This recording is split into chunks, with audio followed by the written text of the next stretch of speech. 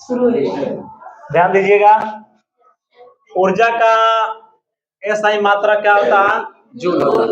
ऊर्जा का एसआई मात्रा क्या होता है? जूल। अब वही कार्य का एसआई मात्रक, जो ऊर्जा का एसआई मात्रक होता है वही कार्य का एसआई मात्रक होता है। दोनों सेम होते हैं। कार्य का एसआई मात्रक भी जूल होता है और ऊर्जा का भी एसआई मात्रक जूल होता है। यहाँ तक कि ऊष्मा का भी एसआई मात्रक जूले होता है। अर्थात ऊर्जा का एसआई मात्रक जूल, ऊष्मा का एसआई मात्रक जूल और कार्य का एसआई मात्रक जूल। तीनों का एसआई मात्रक क्या होता है? जूल होता है। और इसे कैपिटल जे से सूचित किया जाता है। किससे सूचित किया जाता है? कैपिटल जे से सूचित किया जाता है। सीजीएस पद्धति में ऊर्जा का मात्रा क्या होता है? तो सीजीएस पद्धति में इसका कैलोरी होता है। क्या होता है? कैलोरी। सीजीएस पद्धति में ऊष्मा, ऊर्जा, कार्य का ऐसा मात्रा क्या होता है? कैलोरी होता है। क्या होता है? कैलोरी होता है। ठीक है। और इसका बड़ा मात्रा किलो कैलोरी होता है। ठीक है। कैलोरी को हम संक्षिप्त में लिखते हैं CAL, जबकि किलो कैलोरी को लिखते हैं KCL। ठीक है। स्मॉल के लिखते हैं स्मॉल KCL, किलो कैलोरी, और यह केवल कैलोरी। 1 किलो कैलोरी बराबर कितना होता है? 1000 कैलोरी। 1 किलो कैलोरी बराबर कितना होता है? 1000 कैलोरी। और 1 CL मतलब 1 कैलोरी बराबर होता है 4.186 जूल के बराबर। कहने का मतलब अगर 1 ACL है तो मतलब 1 कैलोरी जो होता है वह जूल में कितना के बराबर होता है? 4.186 जूल के बराबर होता है, जो कि लगभग इसको ले लिया जाता है 4.2 जूल ले लिया जाता है लगभग। अब चलिए, अब 1000 KCL कर दें, 1000 किलो कैलोरी कर दें, तो एक KCL का मतलब 1000 कैलोरी या 1 किलो कैलोरी। तो 1 किलो कैलोरी बराबर हो जाएगा, क्योंकि 1000 से इसमें गुना कर देंगे हम, 1000 से गुना करके तो इतना आ जाएगा 41,4186 जूल। 4186 जूल, जो कि लगभग 4.2 था, तो इसको 4200 जूल लगभग मान लेते हैं। और इसी को किलो जूल में लिखेंगे तो 4.2 किलो जूल हो जाएगा, क्योंकि 1 किलो में कितना होता है? 1000 होता है। किलो में कितना? 1000। तो 1000 से इसमें भाग दीजिएगा तो कितना आ जाएगा? 4.2 ऐसा आ जाएगा। तो दिक्कत। अब चलिए आंकिक प्रश्न पर हम चलते हैं, इसको ध्यान से समझिएगा। आपका चैप्टर खत्म हो गया, वहां से आंकिक प्रश्न शुरू होता है। निम्नलिखित तापमानों को सेल्सियस स्केल में परिवर्तित करें। सेल्सियस स्केल में बदलना है। किसमें बदलना है? सेल्सियस स्केल में बदलना है। तो ध्यान दीजिएगा, थोड़ा सा सेल्सियस स्केल में बदलने के लिए देखिए क्या होता है। देखिए, अब तापमान का मात्रक जो होता है सेल्सियस और केल्विन दोनों होता है। अब ये क्या हुआ, जैसे माना इसका मात्रक कैसे निकाला गया, तो सेल्सियस और केल्विन साहब ने क्या किया कि जो पानी को पहले जमाया तो उन्होंने पाया जितना पर पानी जमा उसको मान लिया गया 0 डिग्री सेल्सियस। कितना मान लिया गया? पानी जब जम गया पूरी तरह से तो उसे कितना माना गया? 0 डिग्री सेल्सियस मान लिया गया। ठीक है। अच्छा, उसके बाद क्या किया गया? पानी को खौलाया गया। तो जब वो भाप बनकर उड़ना शुरू किया तो उसको 100 डिग्री सेल्सियस मान लिया गया और उसके बीच में 1 से लेकर 100 संख्या में बांट दिया गया। तो इस तरह यह डिग्री सेल्सियस का आविष्कार हुआ। वैसा ही केल्विन में हुआ। केल्विन में क्या हुआ कि जब पानी को बर्फ में बदला गया, उसको ठंडा किया गया, बर्फ बना, तो उसको मान लिया गया 273.15 केल्विन। ठीक है। पानी को जब बर्फ में बदला गया तो ऊपर 273.15 केल्विन मान लिया गया, और फिर जब उसको खौलाया गया तो उसको मान लिया गया 373.15 केल्विन। तो इसके बीच में भी कितना संख्या आ गया? 100 आएगा ना। तो उसको भी 100 भागों में बांट दिया गया। ऐसे पाया गया कि बहुत सारा वैज्ञानिक अपना अपना नाम से एक तापमान मात्रक निकालने लगे। तो सभी तापमान जब निकालने लगे तो अंतर्राष्ट्रीय पद्धति ने कहा कि ऐसा नहीं चलेगा, इन सभी को बंद कर दिया जाए। तो मात्र दो मात्रक को लिया गया, एक तीसरा मात्रक भी कभी कभी इसका उपयोग किया जाता है। फ़ारेनहाइट का भी उपयोग आपको ताप मापने के लिए किया जाता है। बुखार जब मापा जाता है तो बुखार को फ़ारेनहाइट में ही मापा जाता है, ठीक है। वहां पर देखो ये का कहता है कि 103 डिग्री फ़ारेनहाइट है ना, 103 डिग्री फ़ारेनहाइट है। अगर लेकिन हम लोग उसको समझ लेते हैं सेल्सियस में, जबकि वो सेल्सियस में नहीं होता। 103 डिग्री का मतलब हो गया, अगर सेल्सियस में जाते हैं तो वो पानी खौल रहा है, तो आपका उतना बुखार थोड़े लगेगा, उतना बुखार लगेगा तो आदमी मर ही जाएगा। 100 डिग्री का भी बुखार नहीं लगता, बशर्ते 100 डिग्री फ़ारेनहाइट में वह होता, वो सेल्सियस में नहीं होता। सेल्सियस में इतना चला जाता आदमी भाप बन के उड़ने लगेगा, इतना तापमान पर ही खत्म हो जाएगा आदमी। तो वो फ़ारेनहाइट में होता है, वो सेल्सियस में नहीं होता। सेल्सियस में आपका खूब पहुंचता है तो 38 डिग्री तक आपका तापमान वहां पहुंचता है शरीर का, उतना ही पर आपका 103 डिग्री पहुंच जाता है। तो ये फ़ारेनहाइट के बारे में है, लेकिन छोड़िए, हम लोग जानेंगे केल्विन के बारे में। किसके बारे में? केल्विन के बारे में जानेंगे। तो कह रहा है कि निम्नलिखित तापमानों को सेल्सियस स्केल में परिवर्तित करें। किसमें बदलना है? सेल्सियस स्केल में बदलना है। तो सेल्सियस स्केल में बदलने के लिए सबसे पहले जानिए कि हम जान लेते हैं कि 0 डिग्री सेल्सियस पर क्या होता है? बर्फ बनता है। जल क्या बनता है? बर्फ बनेगा। क्या बनेगा? बर्फ बन जाएगा। जल क्या बन जाएगा? 0 डिग्री सेल्सियस पर बर्फ बनता है। और इसी को माना जाता है 273, लगभग में लिया जाता है 273, 1.5 को हटा दिया जाता है, लगभग 273 लिया जाता है केल्विन पर ही पानी क्या बन जाता है? बर्फ बनता है। अर्थात 0 डिग्री सेल्सियस बराबर होता है 273 केल्विन के बराबर होता है।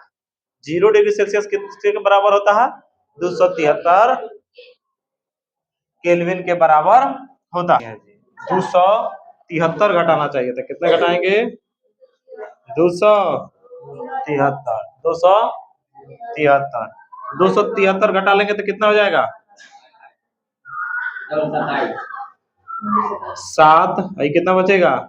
2, ये कट जाएगा, कितना डिग्री हो जाएगा? 27 डिग्री सेल्सियस। इसमें से भी 200 कितना घटा लेंगे?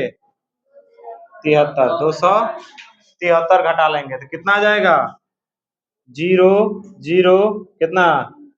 300 डिग्री सेल्सियस। तो बात समझ गए?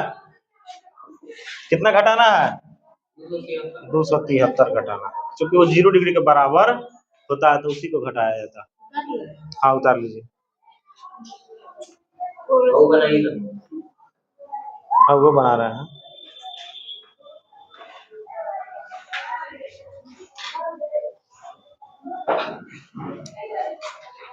आ जाएगा बनाने, एक और बना के बता दीजिए। 573 कितना हो जाएगा? ये सेम क्वेश्चन दे दिएगा।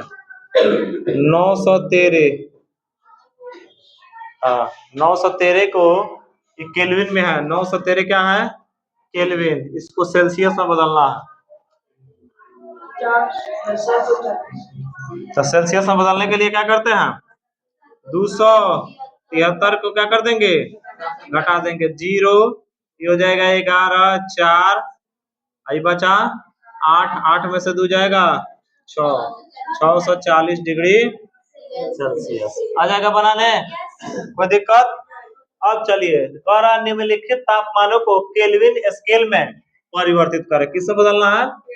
अर्थात इस डिग्री सेल्सियस में दिया है, इसको केल्विन में बदलना है। तो देखिए इसका एक ट्रिक देख लीजिए। ट्रिक क्या होता है? अगर डिग्री सेल्सियस में दिया हो, कोई अंक है डिग्री सेल्सियस में दिया हो और उसको किसमें बदलना है? केल्विन में बदलना है। तो क्या करते हैं, डिग्री सेल्सियस में हम क्या करते हैं? 273 को ऐड कर देते हैं तो हमारा आया हुआ आंसर क्या आ जाएगा? केल्विन में आ जाएगा। किस में आ जाएगा? केल्विन में आ जाएगा। तो समझ गए इसको? तो चलिए इसको हम बना के देखते हैं कितना आ रहा। तो कितना है ये? 25 डिग्री सेल्सियस है। तो इसको क्या करेंगे? 25 प्लस 273, 273 जोड़ देंगे। 5 और 3 8 और 7 और 2 9, ये कितना हो जाएगा? 298 केल्विन हो जाएगा। कोई दिक्कत? अब देखिए उसी प्रकार बी नंबर आंसर था 373 डिग्री सेल्सियस। इसको बदलना है किसमें? केल्विन में। तो 373 लिखेंगे और प्लस 273 लिखेंगे, दोनों को जोड़ देंगे 3 3 6 7 7 14 और 3 3 6, तो कितना हो जाएगा यह? 646 केल्विन आ जाएगा बनाने। तो चलिए एक और आंसर बनाकर बताइए, हम देते हैं। और नहीं, डिग्री सेल्सियस है, इसको केल्विन में बदलिए।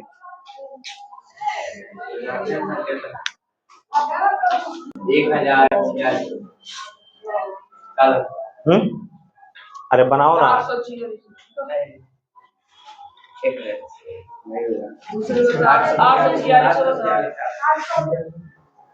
इसमें क्या करना है केवल?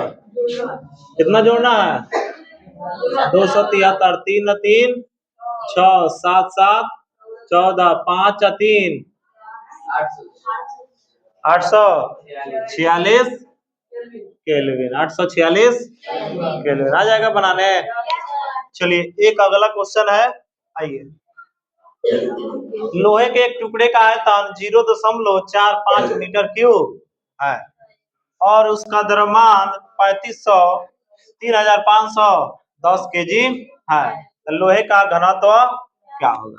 तो पहले तो हम लिखेंगे जो दिया है उसको, गिवन दैट, मतलब जो दिया गया है उसको लिख देंगे, दिया गया है। हल में क्या करेंगे?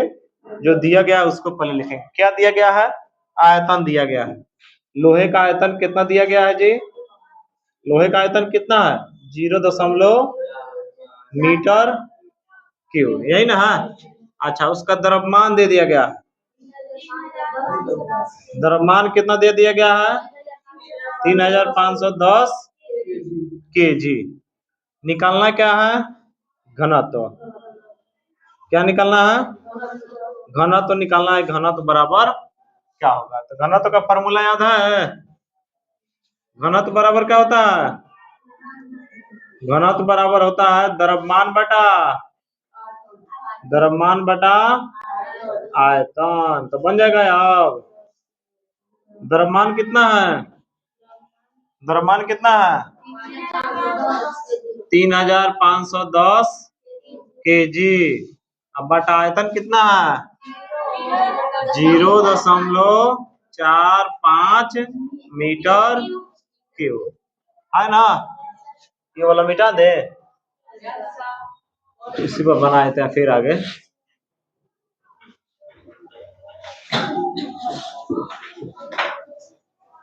आगे देखिए, बन रहा है ना? ये देखिए, अब भागा देंगे 3510 केजी। अब बाटा कितना था? 0.45 मीटर क्यूब। तो जब दशमलव को हम उड़ाते हैं तो ऊपर क्या करते हैं? 2 को अंक है तो 100 कर देंगे। चलिए अब 100 कर देंगे तो कितना हो जाएगा? 3510 गुना 100 केजी। अब बाटा 45 मीटर क्यूब। कटा देंगे, कितना से कटेगा? 9 से, 9 पचे 45 अब 20 पचे 100 हो जाएगा। ये फिर कितना से कट जाएगा? 9 से कट जाएगा। देखिए तो 9 चौका 36, 9 तिरका 27, 35 में 10 से भागा दीजिए, 9 से भागा दीजिए तो कितना आ जाएगा? 9 तिरका 27, घटाएंगे कितना आ जाएगा? 15 में से 7 जाएगा 8, 1 9 9 81, कट गया, ऊपर 0, यहाँ 0 आ गया, अर्थात 9 से ही कट जा रहा है कितना? 390 बार में। कितना बार में कट जा रहा है? 390 बार में। तो 390 या गुना 20, ये हो जाएगा केजी पर मीटर क्यूब। केजी पर मीटर क्यूब। कोई दिक्कत? गुना कर देंगे 0 0, 4 9 दूना 18, 1 और 3 दूना 6 1 7, केजी पर मीटर क्यूब। इसी को हम ऐसा भी लिख सकते हैं 7.8 गुना 10 के पावर 1 2 3 केजी पर मीटर क्यूब। हो गया, आंसर आ गया।